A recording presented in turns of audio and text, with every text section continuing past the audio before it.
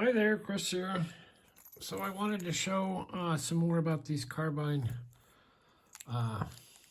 locks.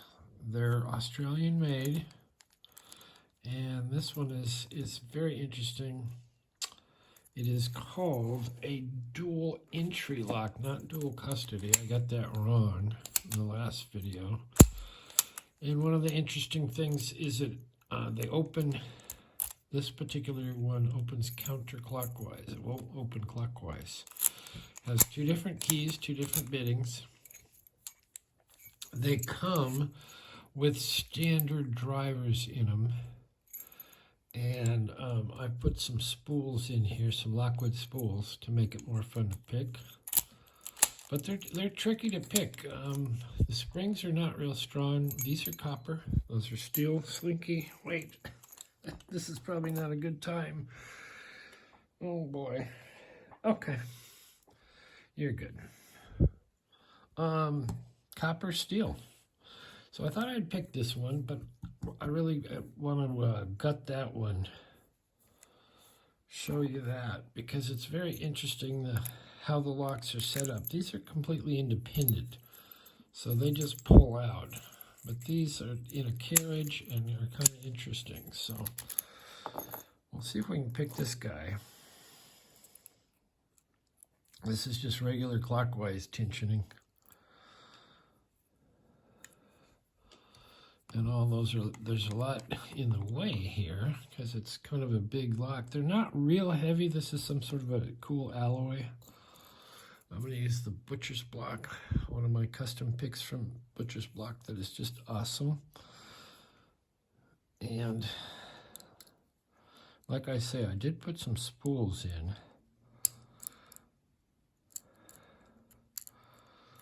To make it a little more fun to pick. Oh,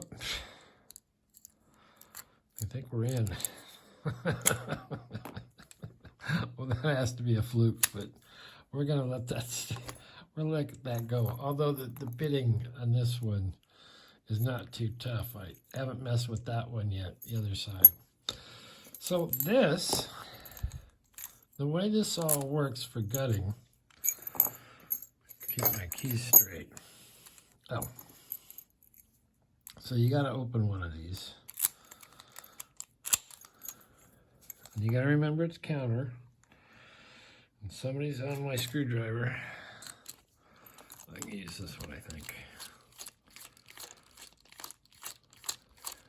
So this has a nice long screw, I think.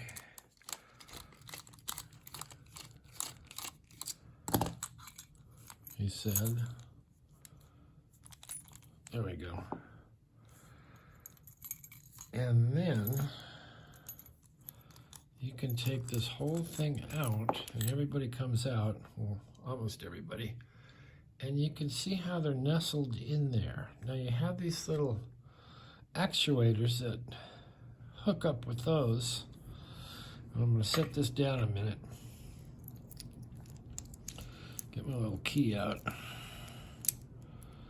I need to brush these keys off because they're a little bit sharp and it makes them stick. But see, they sit in this carriage. Is that the one we picked? Let's see. Or is that the one that... No. I want this one, I think. So I'll show how it goes in on top of there. Now you can see that's in there. Now, it works better if it's, to put this back together, if it's locked. That locks that one in place. So you put it in, and you have to kind of turn it a little bit to get it to sit down. And once you get it set down right, I'll just do these one at a time, or just with one to show you. And then you unlock it, put your screw in. So if you want to put the next one in, don't use a pick, Chris.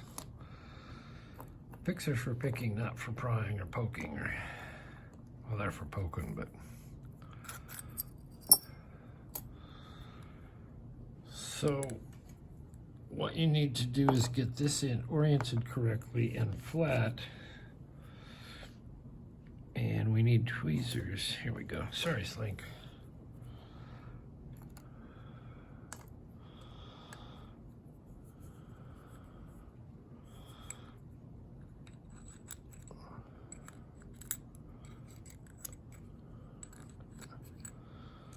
And they can get, it can be kind of a pain, but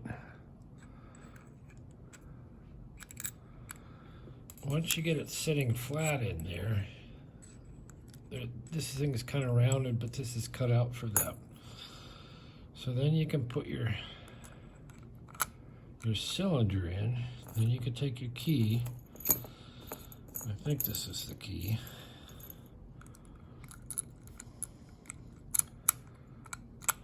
There.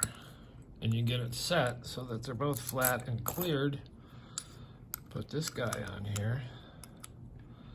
And you need to move these a little bit to get it in there.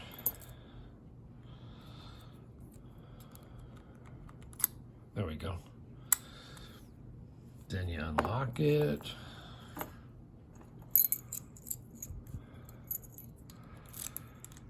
Remembering that you need to use A, the right key, and B, it's counterclockwise. Then you put your screw back in. So it's a very ingenious setup. And it takes a little bit of messing around with. One of the things I had to learn to get those actuators, to get them to lay right, the lock has to be locked. If you do that, then you can put them in the right place, and then the cylinders will sit in there. So a little fiddly, but not too hard to learn. Anyway, I'm really enjoying these. They're very fun. So there you go. Ask any questions, leave them in the comments, and we will see you next time.